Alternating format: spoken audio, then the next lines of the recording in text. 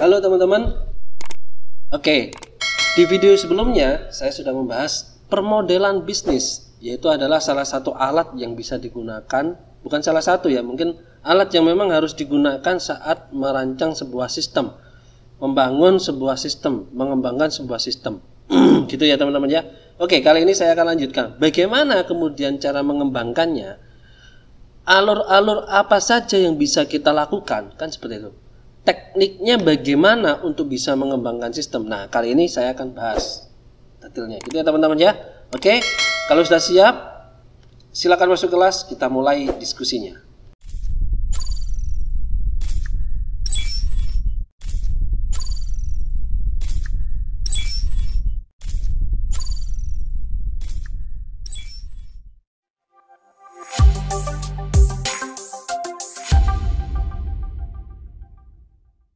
Oke teman-teman, pengembangan sistem di sini saya pilih jadi dua.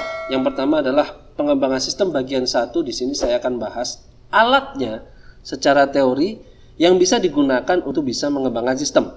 Gitu ya teman-teman ya.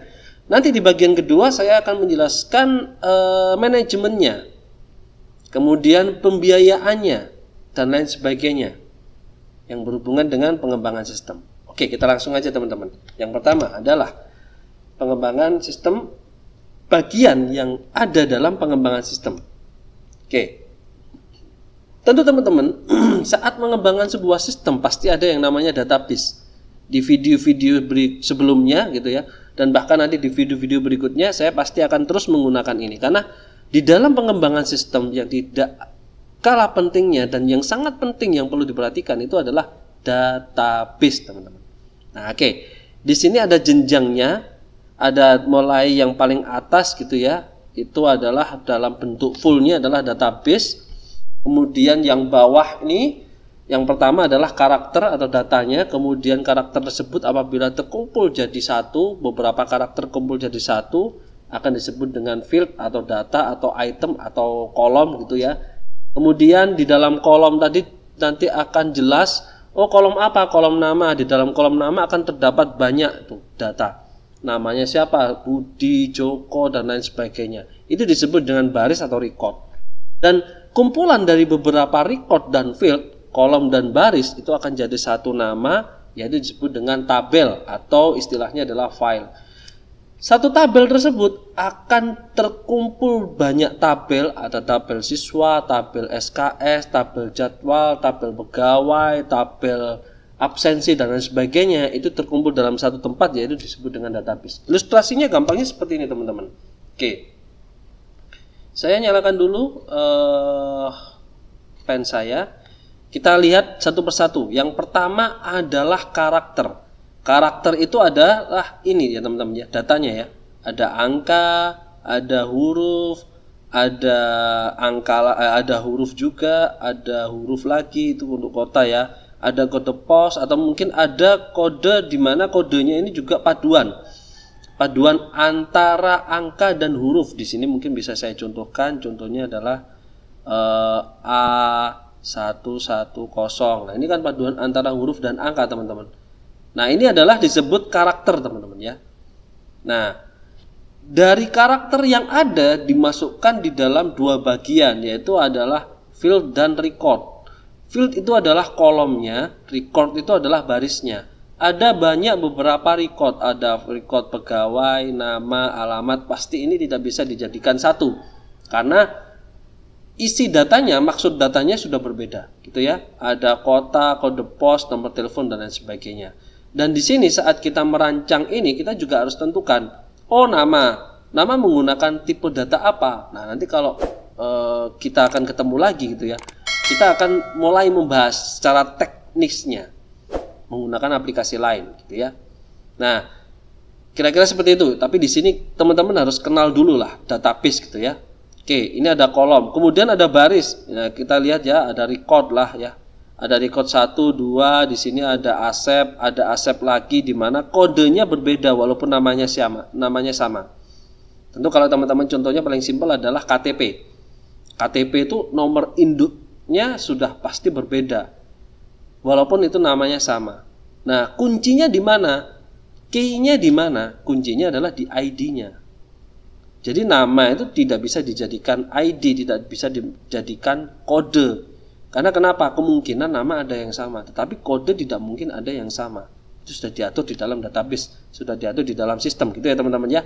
Ini recordnya kebetulan ada 5. Dan kesemuanya ini teman-teman, semuanya ini dijadikan satu di dalam satu tempat di mana yaitu namanya adalah tabel atau file, gitu ya. Istilah gampangnya kalau saya menyebutnya adalah tabel. Ini tabel apa teman-teman? Tabel pegawai. Padahal ini bahkan mungkin banyak tabel lagi, gitu ya. Di sini kan data pegawai ya. Di sini mungkin ada tabel lagi. Tabelnya tentang apa? Mungkin tabelnya tentang gaji. Atau mungkin di sini juga ada tabel lagi, tabel yang berhubungan dengan jadwal. Nah, ini tabelnya sudah berbeda teman-teman. Oh, di sini ada tabel absensi. Loh, kok ada lagi? Absensi kan, di dalam absensi kan ada jadwal, betul teman-teman. Tapi di sini adalah tabelnya absensi yang berhubungan dengan transaksinya, transaksi absensinya. Contoh, Asep waktu absen cetit, gitu ya. Oke, namanya siapa? Waktu dicetit menggunakan finger atau menggunakan ID, keluar namanya Asep. Oke. Jadwalnya dia piket waktu kerja, masuk shift sore, pagi atau malam. Nah, ini dicek di tabel jadwal tersendiri. Karena di dalam tabel jadwal ini terlihat shiftnya, shift pagi, siang, sore. Itu ya teman-teman ya. Di sini juga ada ID jadwalnya juga ada ID-nya. Nah, di sini kita teman-teman bisa lihat. Nah, kemudian gajinya si Asep nih golongan berapa? Ada di tabel gaji. Jadi di sini nanti kelihatan di tabel absensi. Asep kodenya berapa? ID-nya 94 bla bla bla bla. Kemudian dia masuk shift apa? Shift sore. Kemudian kalau kita contohkan, kalau pagi 1, kalau 2 siang, kalau 3 sore. Nah, dia masuk shift sore, berarti kodenya 3. Ini tabel transaksi teman-teman. Kemudian apalagi gajinya, dia golongan apa? Golongan 1. Jadi artinya apa? Si Asep dia sedang absen, yang dimana kebetulan shiftnya sore, kodenya 3. Apa artinya 3? 3 nanti disinkronkan dengan tabel yang lainnya. 1 artinya apa? 1 ini adalah kode golongan gajinya. Ini tabel transaksi yang untuk absensi. Jadi di sini kita bisa pilih mana tabel transaksi, ini tabel transaksi, mana tabel master. Nah, ini tabel master kan, tabel master jadwal, gaji, pegawai. Nah, ini dua hal yang berbeda teman-teman. Kalau saya yang biasanya membuat kira-kira seperti itu teman-teman. Jadi saya pilih mana tabel master, mana tabel yang berhubungan dengan transaksi. Itu dua hal yang berbeda. Kita tidak bisa jadikan satu antara tabel master dan tabel transaksi. Kalau kita jadikan satu, tuh data kacau teman-teman. File pegawai di sini ada tuh absensinya. Ini 3 gitu ya. Ini golongan 1. Nah, ini hari apa teman-teman? Ini hari apa? Sekarang contoh mungkin tanggal 1 gitu ya. Bulan 11. Kita contohkan di sini. Ini tanggal 1. Kemudian kalau tanggal 2 gimana? Ini datanya jadinya double teman-teman. Makanya kenapa ada satu tabel yang memang mencatat khusus transaksinya. Karena kuncinya yang ada di sini bukan ID pegawai lagi, tetapi tanggal transaksinya. Jadi ID-nya bisa banyak, tetapi kuncinya ada di tanggal. Gitu ya teman-teman ya.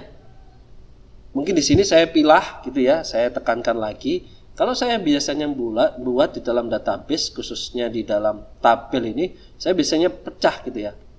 Ada tabel master, ada tabel yang karakternya adalah transaksi. Ini dua hal yang berbeda teman-teman. Tentu transaksi mengambil data dari master, tabel master. Yang diambil bukan data intinya ya, khusus kodenya ada. Khusus key-nya aja. Kalau saya sebut key-nya atau primary key.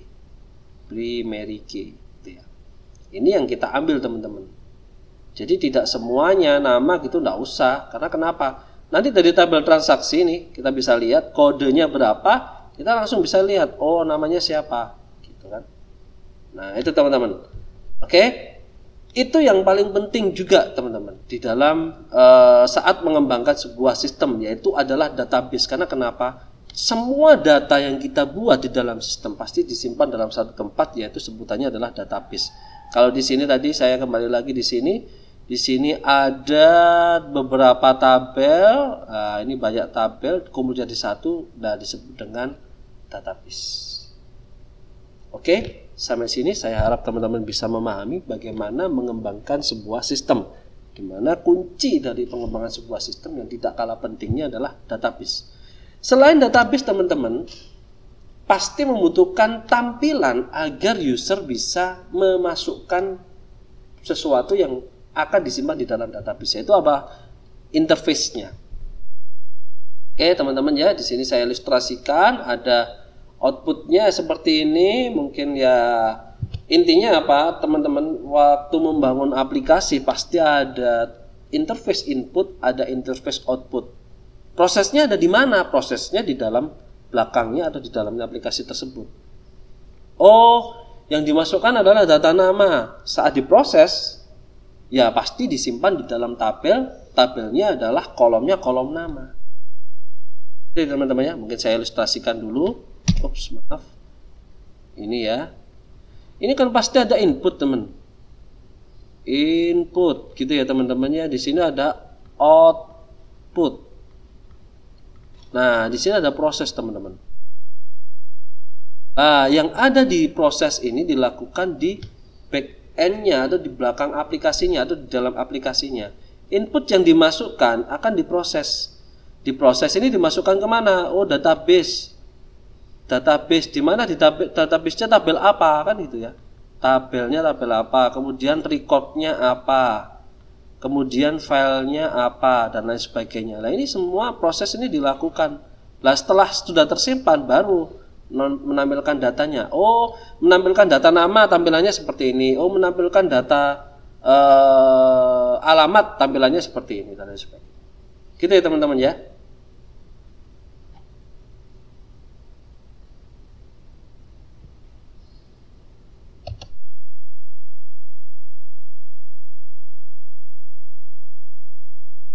Oke, saya harap bisa difahami teman-teman.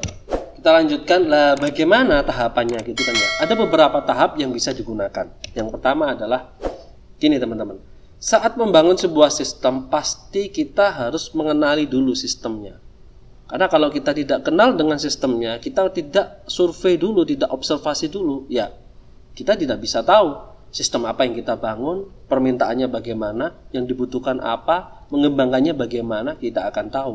Teknologinya juga akan kacau balau. Contoh, kita akan mengembangkan absensi. Oke, absensi untuk apa? Absensi untuk tukang. Pertanyaannya adalah, oh, kalau absensi untuk tukang pakai fingerprint aja. Nah, ini contoh-contoh yang sering saya sampaikan. Yang di absensi siapa? Tukang. Tukang apa? Tukang bangunan. Tukang bangunan kita lihat cara kerja beliau itu lebih banyak menggunakan tenaga yang lebih gitu ya.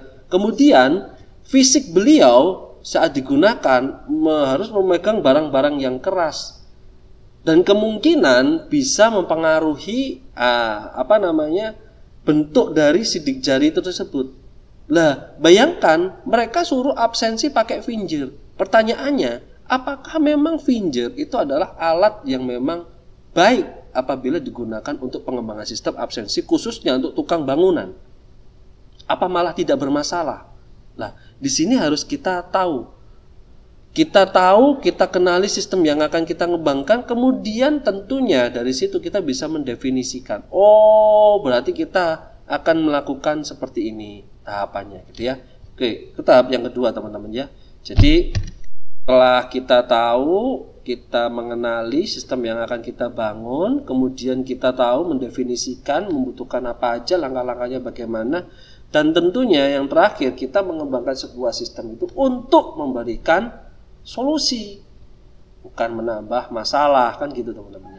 Nah solusinya ini pasti kita identifikasi solusi yang terbaik kemudian diimplementasikan. Nah, kalau contoh yang tadi saya contohkan, absensi untuk teman-teman, untuk bapak-bapak yang beliau-beliau yang kerjanya di tukang bangunan, ya kita namanya membuat solusi yang tidak solutif akhirnya.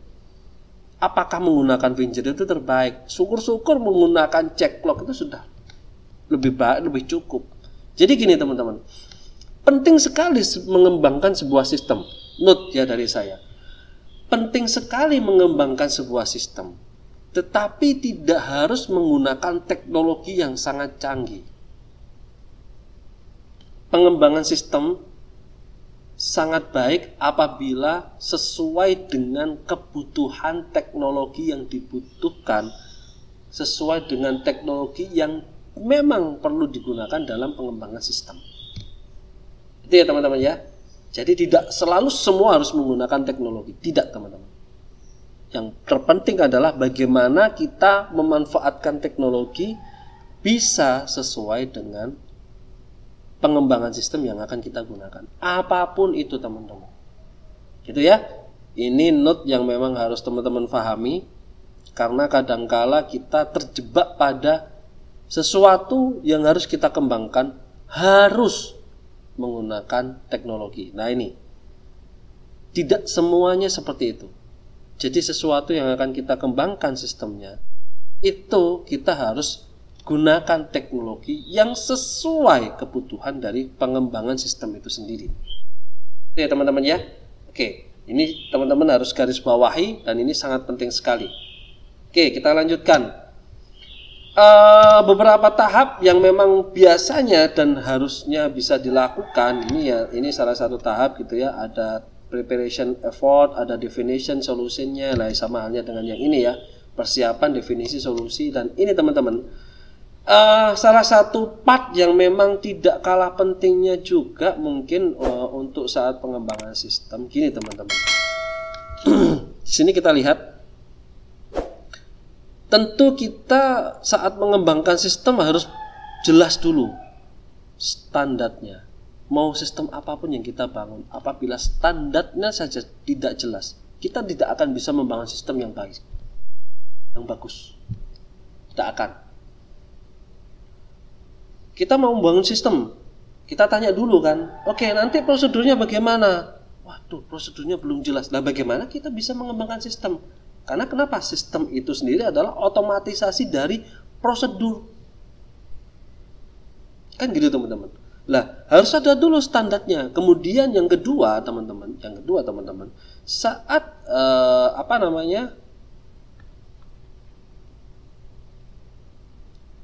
mengembangkan juga harus tahu output apa yang diinginkan. Karena kadangkala kita memiliki standar, tetapi saat mengembangkan sistem, poin intinya adalah output apa yang ingin dihasilkan. Karena kenapa? Output ini bisa jadi ada beberapa yang memang harus dikeluarkan, tetapi ada beberapa yang tidak harus dikeluarkan. Ada beberapa yang sangat penting, ada beberapa yang tidak penting. Nah, semua itu harus didiskusikan, observasi di dalam manajemen. Nah, semua ini akan berkelanjutan, informationnya, kemudian informasinya nanti didapat dari mana, kan berhubungan nih. Outputnya bagaimana, kemudian manajemen memutuskan informasinya bisa didapat dari mana. Informasi nanti bisa didapat dari bla bla bla bla lah. Ini kan menjadi input. Nah, kalau sudah jelas seperti ini, nah kita mau mengembangkan di sini gampang. Gitu teman-teman. Jadi poin inti yang ingin saya sampaikan di sini, pengembangan sistem apapun itu harus memiliki standar yang jelas dulu. Kemudian outputnya yang ingin dikeluarkan, output yang ingin dihasilkan seperti apa, didiskusikan. Manajemen harus memutuskan. Nah, di sini kita bisa lihat. Oke, informasinya bagaimana, kemudian input ini nanti yang akan ditentukan menjadi input. Karena kenapa? Input ini nanti yang sudah ditentukan yang akan bisa menghasilkan output yang diinginkan. Itu teman-teman ya. Itu poin inti dalam pengembangan sistem yang memang tidak kalah pentingnya, yang harus kita ketahui bahwa mengembangkan sebuah sistem itu adalah harus seperti ini. Gitu ya. Oke, kita akan bahas satu-satu metodenya. Yang pertama teman-teman, metode pengembangan sistem yang memang harus bisa kita gunakan, yang pertama adalah SDLC, System Development Life Cycle. Tidak usah pusing-pusing, ada urutannya gitu ya teman-teman ya. Di sini sudah dijelaskan gitu ya. Ini yang pertama adalah perencanaan gitu ya. Kemudian setelah direncanakan dianalisis. Setelah dianalisis kemudian didesain gitu ya. Nah, ini didesain, direncanakan, dianalisis, didesain, kemudian setelah didesain aplikasinya, sistemnya dicoba diimplementasikan oleh pengguna, digunakan. Apabila ada permasalahan ya dibetulkan lagi, di planning dan terus seperti itu. Ini adalah pengembangan sistem yang memang masih tradisional. Karena mengapa? Intinya gini teman-teman, di dalam SDLC saat mengembangkan sistem itu adalah pendekatannya memang dari sistem yang memang ingin dibangun. Sistem yang ingin dibangun. Oh, ini sistem untuk absensi dibangun gitu ya, tanpa melihat detail. Langsung dilakukan perencanaan, analisis, desain, setelah jalan jebret, walah ternyata tidak perlu, tidak bisa, tidak mungkin untuk digunakan. Nah, ini adalah salah satu kelemahan SDLC tradisional ya teman-teman. Padahal di sisi lain ada yang bisa mengembangkan sistem itu menggunakan model prototyping, di mana menggunakan atau membuat prototipenya terlebih dahulu gitu teman-teman.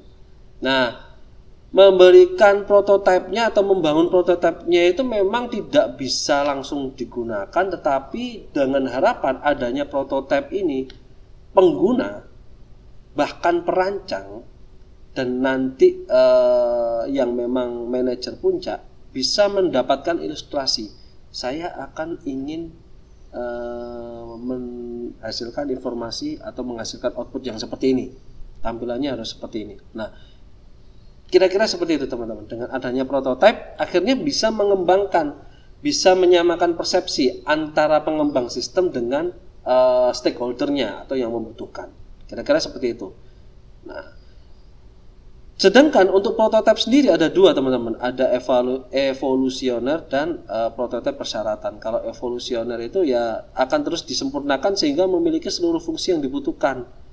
Beda dengan persyaratan, dikembangkan ketika pengguna tidak mampu mengungkapkan dengan jelas apa yang diinginkan, sehingga prototipe ini berisi syarat-syarat fungsional sistem yang baru. Gitu ya.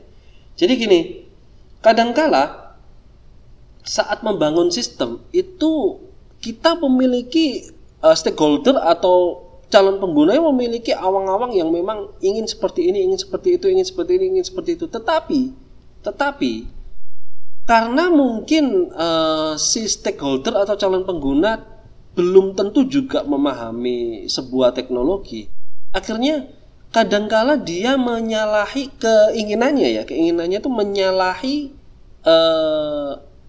teknologi yang memang ada gitu.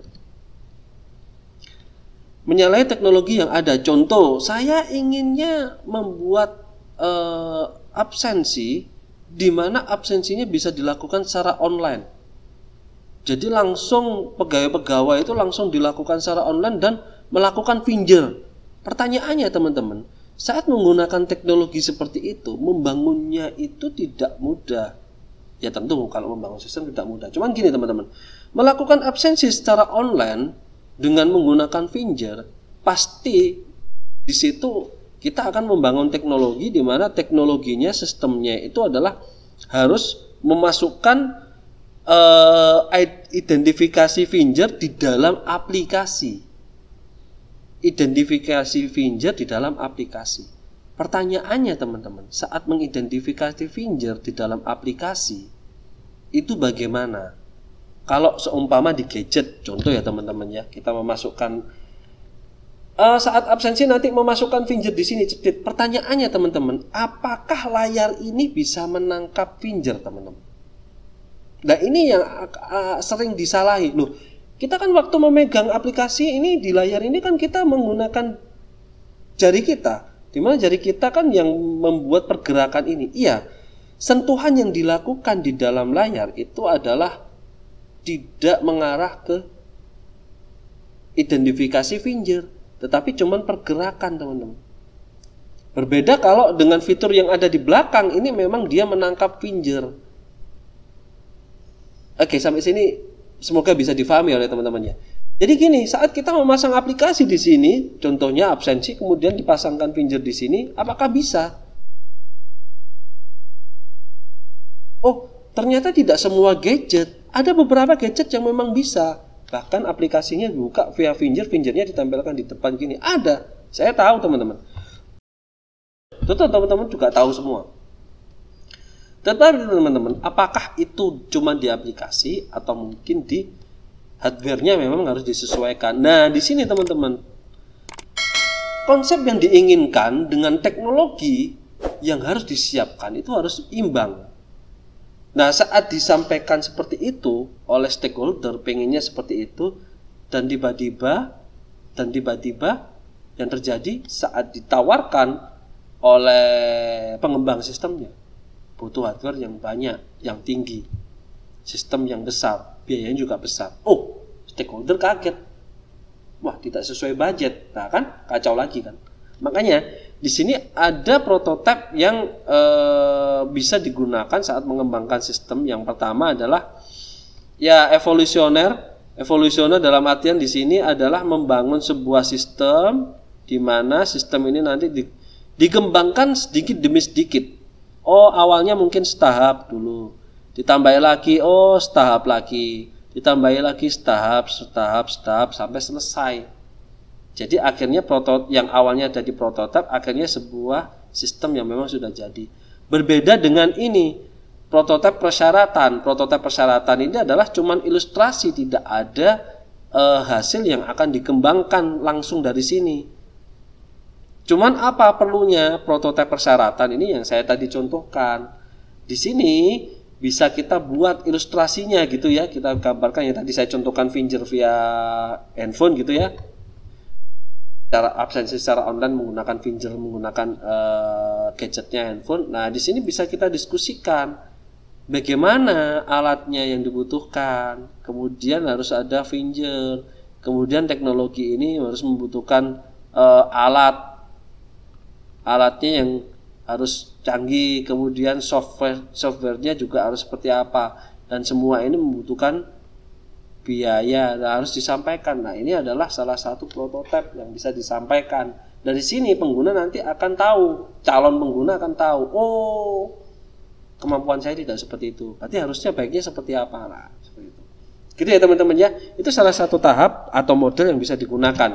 Yang pertama saya ulangi lagi sebelum saya lanjutkan, SDLC, System Development Life Cycle. Kemudian yang kedua adalah prototyping gitu ya. Yang ketiga itu adalah RAD atau Rapid Application Development, yaitu apa teman-teman?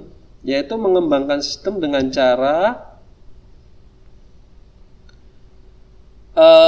yang ditujukan untuk menghasilkan sistem secara cepat tanpa mengorbankan kualitas. Intinya apa teman-teman? Intinya gini, saat menggunakan, mungkin ini sama dengan ini ya teman-teman ya. Nah, oke.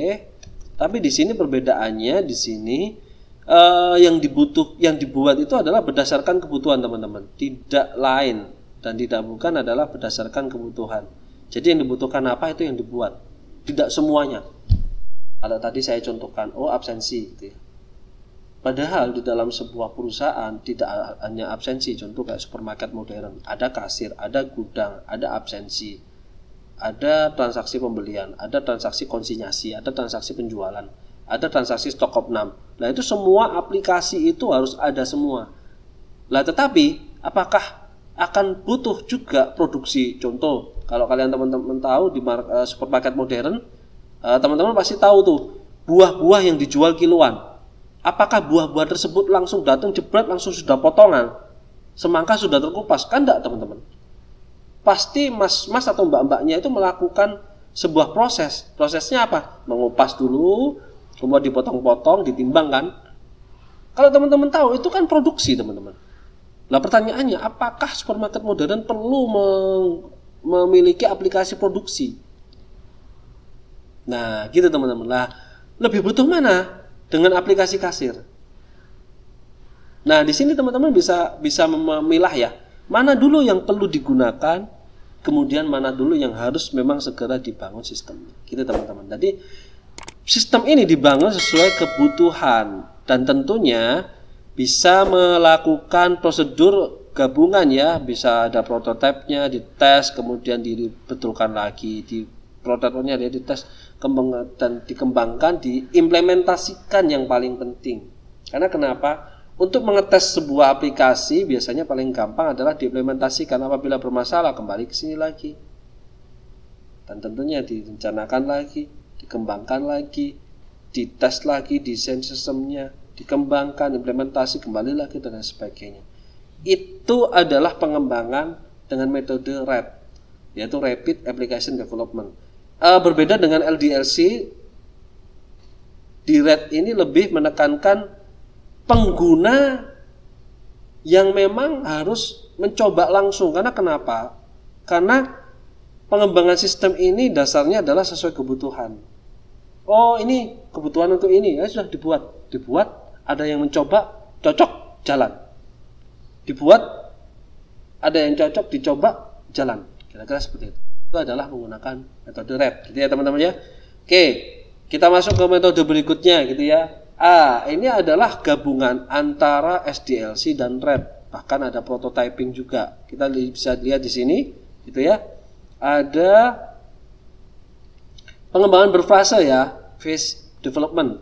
Di mana di sini kita lihat ada persiapan ya, investigasi awal, ada analisis, desain, konstruksi awal, akhir, pengujian. Ya, memadukan antara SDLC, prototyping. Ya, teman-teman bisa lihat ya, di desain, konstruksi awal ini bisa jadi prototype. Gitu ya. Lah kalau konstruksi akhir sudah jelas, ini sudah bisa diterapkan.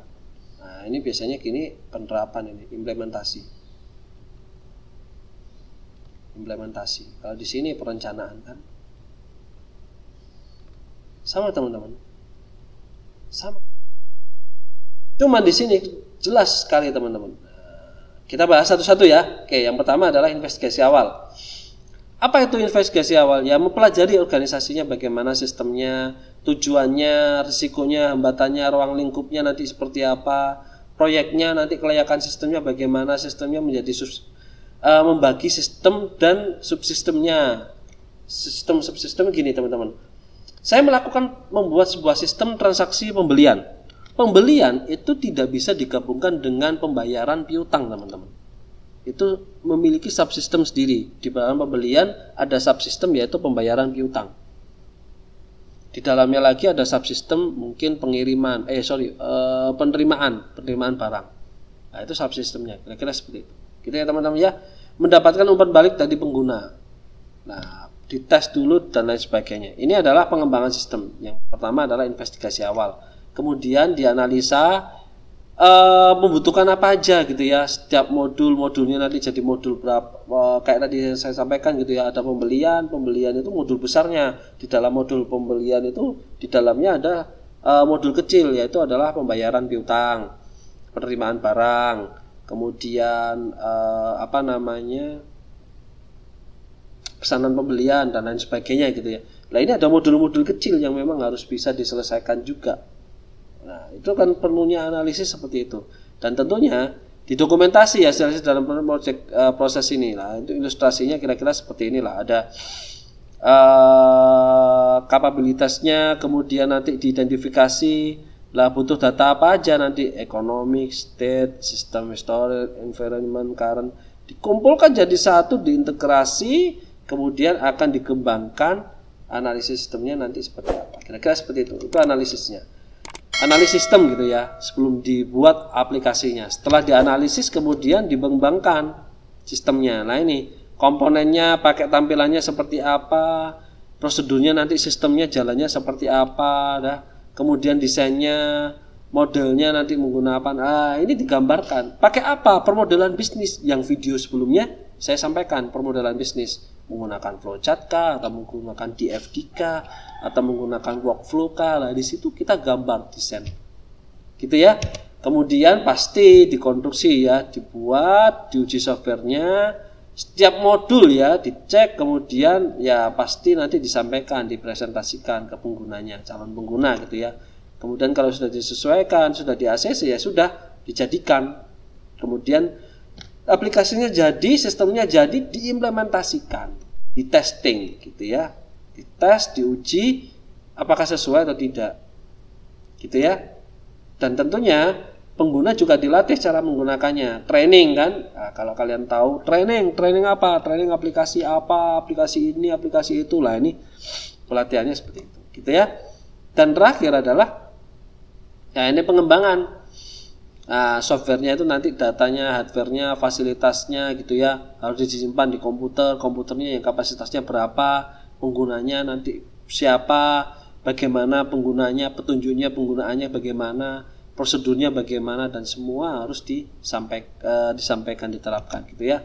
Nah, tentunya dalam menganalisis, mendesain, dan mengkonstruksi itu pasti dipecah-pecah menjadi beberapa modul. Apabila kita melihat dari bagan yang ada di bukunya MacLeod, bisa kita gambarkan, simpulkan ada reportnya, ada database, ada interface-nya, di mana ketiganya pun itu juga melalui beberapa tahap, analisis, desain, preliminary, construction gitu ya. Apabila setuju gitu ya, ya oke, dilanjut. Apabila tidak disetujui ya disesuaikan gitu ya. Apabila setuju ya sudah, konstruksinya jelas, aplikasinya gitu ya. Jadi saat pengerjaan sebuah sistem itu memang harus disesuaikan dengan calon penggunanya.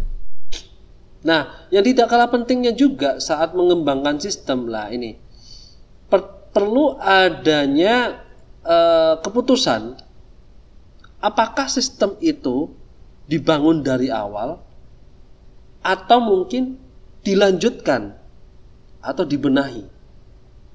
Contoh, apabila kita lihat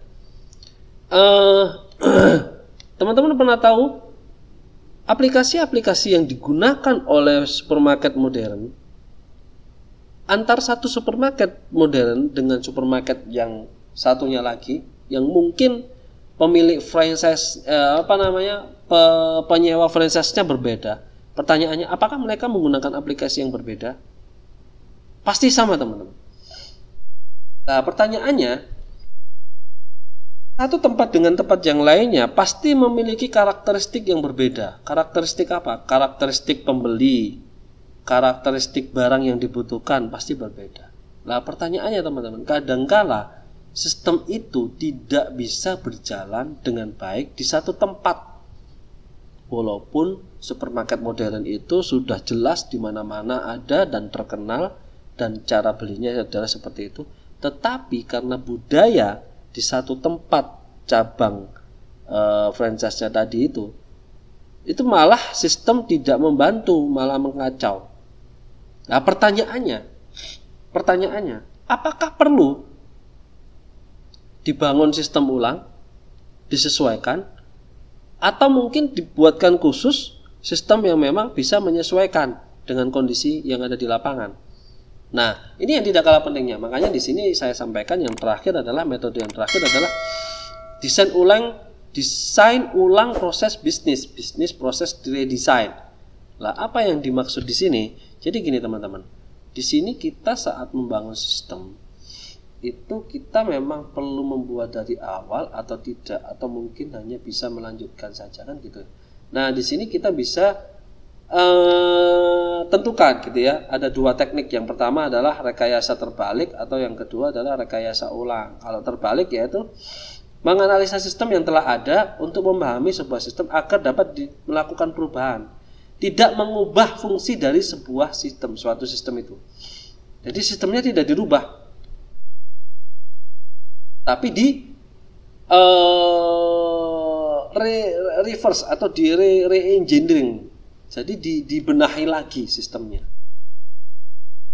di reverse ya, dengan sistem yang ada kemudian disesuaikan gitulah, dan di re-engineering. Kalau di engineering yang kedua ini membuat ulang. Jadi kalau kita lihat, waduh, sistemnya berubah total. Sistem kasir tadi itu harus berubah total. Jadi kalau mau beli tidak harus menggunakan scan barcode lagi. Karena semua barang sudah ada RFID-nya. Jadi waktu mau beli ya tinggal langsung ditaruh di keranjang, melewati satu gapura gitu ya. Seperti kalau teman-teman belanja di mana? Department store baju. Kan kalau beli baju tuh biasanya ada ada tanda gitu ya, warnanya putih panjang gitu, dan itu kalau waktu di kasir baru bisa dilepas. Nah itu kan ID kan. Itu kalau kita melewati pintunya kan, kalau ininya belum lepas kan bunyi alarm. Nah bayangkan kalau seperti itu ada di barang. Tapi ya tentunya tidak gede gitu ya, karena sebetulnya sudah ada yang kecil. Kenapa kok saya bilang sudah ada yang kecil? Kalau teman-teman tahu, Etol yang baru kan sudah mulai mencoba menerapkan tanpa tap kan. Jadi langsung ada di mobil, bisa scan langsung otomatis terpotong kan. Nah, itu sudah jelas RFID itu sudah bisa terpasang di satu ID, di satu kartu gitu ya. Berarti kan tipis tuh barangnya. Tidak tebal lagi seperti baju gitu. Berarti kalau di barang-barang seperti kayak odol, susu, roti gitu ya, di dalam taruh di plastiknya tipis gitu, itu kan RFID-nya sudah bisa terpasang. Dan itu sudah ada yang pakai loh teman-teman. Ya tentu teman-teman sudah tahu semua, dan saya sering cerita gitu ya. Ada supermarket yang ada di Utah, Walmart, itu sudah menerapkan seperti itu. Nah, sekarang kalau ingin menerapkan hal seperti itu bagaimana teman-teman? Ya tentunya kalau yang awalnya menggunakan barcode kemudian dirubah menjadi RFID, ya harus mau tidak mau merubah sistemnya. Bagaimana? Lah kalau tidak dirubah, yang awalnya menggunakan barcode, ya menggunakan barcode di scan, barcode seperti ini ya, di scan, ini scan kit gitu ya. Nah sekarang menggunakan RFID yang cuman barangnya kecil. Pertanyaannya, yang dulu barang-barang itu ada barcode-nya, ada susu, ada roti, ada makanan-makanan yang lainnya itu ada barcode-nya. Sekarang pertanyaannya, barang tersebut harus ditambahkan, ya pasti tidak mengurangi ya, mungkin barcode-nya tetap ada, tapi harus ditambah satu ID lagi, satu alat yang memang dimasukkan di dalam barang tersebut, agar kenapa waktu di scan kita keluar barangnya. Nah itulah salah satu contoh bagaimana mengembangkan sistem itu teman-teman. Jadi bisa dikembangkan memang sesuai yang sistem yang ada, dimodifikasi, dibenahi lagi dengan baik. Dan mungkin ada yang memang merubah total sistemnya. Gitu ya teman-teman ya. Oke, itu bukan salah satu. Ada 5 metode yang bisa kita gunakan saat mengembangkan sistem. Oke, kira-kira itu teman-teman. Sampai ketemu lagi di video berikutnya yang membahas tentang pengembangan sistem bagian 2. Pengembangan sistem bagian 1 sekarang saya membahas tentang metodenya dan berkenalan dengan database, yaitu adalah alat penting yang ada di dalam sebuah pengembangan sistem. Gitu ya. Dan nanti yang kedua, nanti kita akan lihat bagaimana memanajemennya. Gitu ya. Manajemen proyek, biayanya, dan lain sebagainya. Itu akan saya bahas di pengembangan sistem bagian 2. Oke, sampai jumpa di video berikutnya. Jaga kesehatan. Terima kasih.